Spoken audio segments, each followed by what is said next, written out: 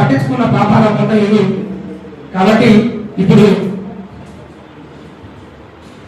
ఇవాళ ఇక్కడికి వచ్చినటువంటి మిత్రులలో సూర్యమన్న తన అమూల్యమైనటువంటి సందేశాన్ని ఇస్తూ ఆ కుటుంబానికి ఒక భరోసాను కూడా కల్పించాలని. ఎందుకంటే ప్రతిసారి అన్న మనం చెప్పగానే వస్తాడు.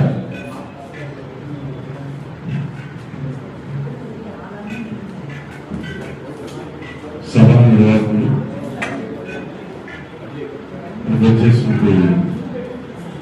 విద్యార్థులు, కళాకారులు, ముఖ్యంగా కుటుంబ సభ్యులకి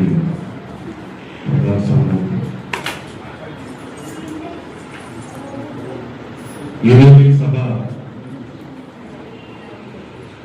నిర్వహిస్తున్నారని చెప్పేసి యాదగిరి చెప్పారు. మనం చూస్తే తెలంగాణ మందిర ఉత్సవాలు అనేక మంది రైతులు, కళాకారులతో పాటు విద్యార్థులు చాలా శోచనీయమైన అంశం ఏంటంటే పూర్వ ప్రభుత్వాలు ఏనాడు కూడా తెలంగాణ ఉద్యమకారుల వైపు అంటే భక్త రాజకీయం అని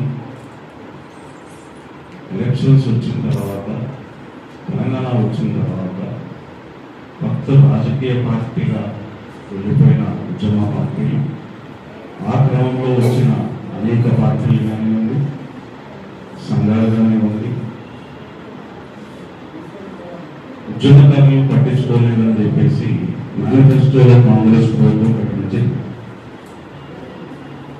ఈ 2.5 సంవత్సరాల నుంచి వారు తీసుకున్న కార్యాచరణ ఇంతవరకు ప్రకటనలకు మాత్రమే పరిమితమైంది, కానీ దాన్ని పూర్తిగా ఆచరణలోకి తీసుకురావాలని చెప్పేసి మనందరం తెలుసు.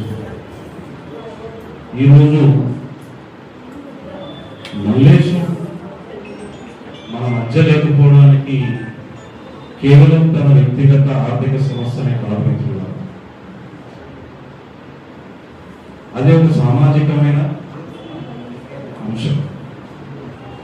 తెలంగాణకు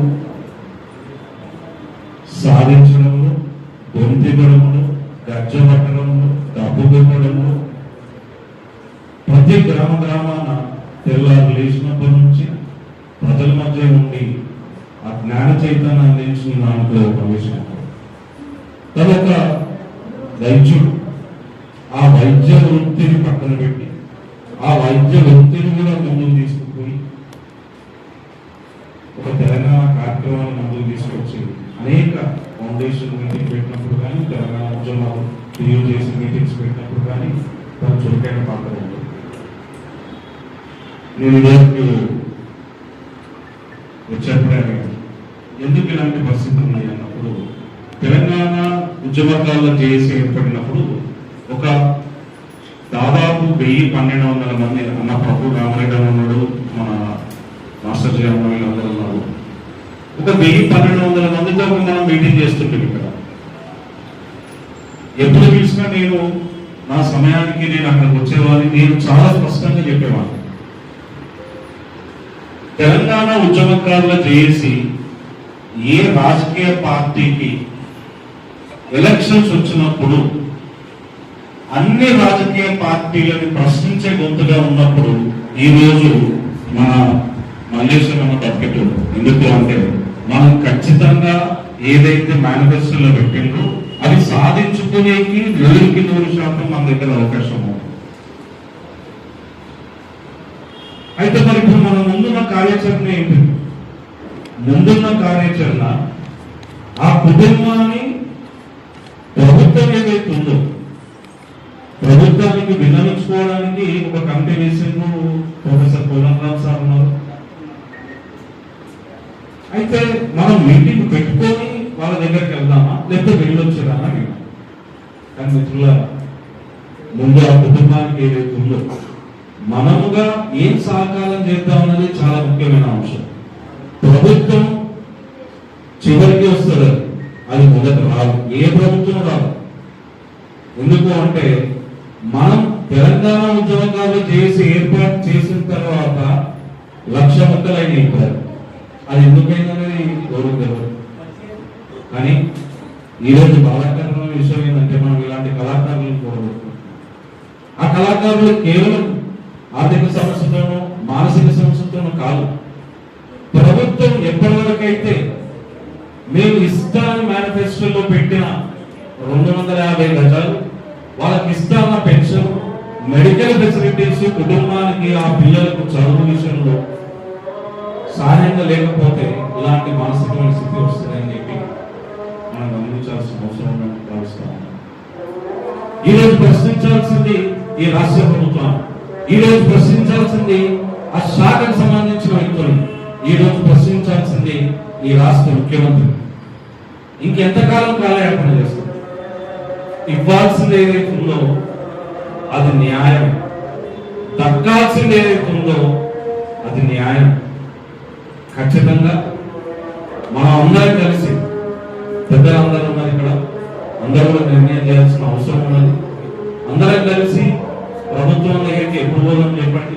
సీఎం దగ్గరికి పోదామా, డిప్యూటీ సీఎం దగ్గరికి పోదామా, ఆ కన్సర్న్ మినిస్టర్ దగ్గరికి పోదామా?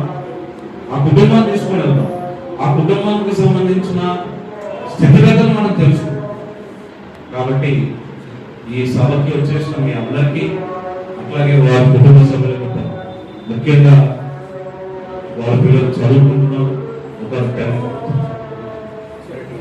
ఇంటర్మీడియట్ చదువుతున్నారు, చిన్న అమ్మాయి. మనముగా ఈ సభలో ఎంతవరకు మనం సాయంగా నిలబడగలం, ఎంతవరకు సాయంగా నిలబడాలి? ఎందుకంటే మల్లేశం మనతో పాటు నడిచింది, మల్లేశం ఈ తెలంగాణ కోసం నడిచింది, మల్లేశం మన తెలంగాణ చేసి ఏర్పాటు నడిచింది. కాబట్టి మనం అందరం కూడా ఆ కుటుంబాన్ని ఆదుకున్నాం. మీరు ఏం నిర్ణయం చేస్తారో కమిటీని నిర్ణయించేద్దాం. మీరు ఎక్కడికి వెళ్ళమన్నా కూడా నేను మీతో కలిసి నడుస్తాను. ఈ కుటుంబాన్ని మనం ఆదుకుందామని చెప్పి నేను తెలియజేసుకుంటున్నాను. మిత్రులారా, ఒక్కసారి మల్లేశ్వరికి జోహార్లు చెప్తూ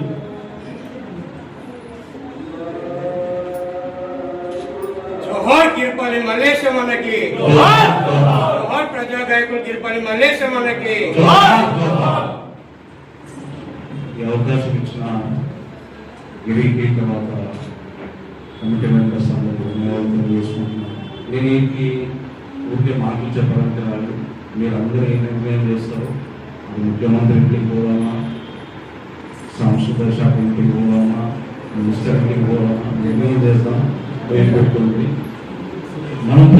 మన డిమాండ్ ఏంటంటే ఇక్కడ వాళ్ళకు ముందు ప్రభుత్వం నుంచి కావాల్సిన, వాళ్ళు ఇవ్వాల్సిన ఏదైతే ప్రకటించిన ఏవైతే ఉన్నాయో అవి మనం సాధించుకున్నాం. ఆ కుటుంబానికి నా వ్యక్తిగతంగా నేను ఏ నిర్ణయం చేస్తారో నా నుంచి కూడా ఆ నిర్ణయంలో భాగంగా నేను ఉంటాను. ఆర్థికంగా కానీ, సామాజికంగా కానీ, అట్లాగే ఈ రాష్ట్ర ప్రభుత్వానికి మనం తీసుకొని వెళ్ళిపోతున్నామని చెప్పి అందరికీ తెలియజేస్తూ అవకాశం ఇచ్చినందుకు అందరికీ నమస్కారం.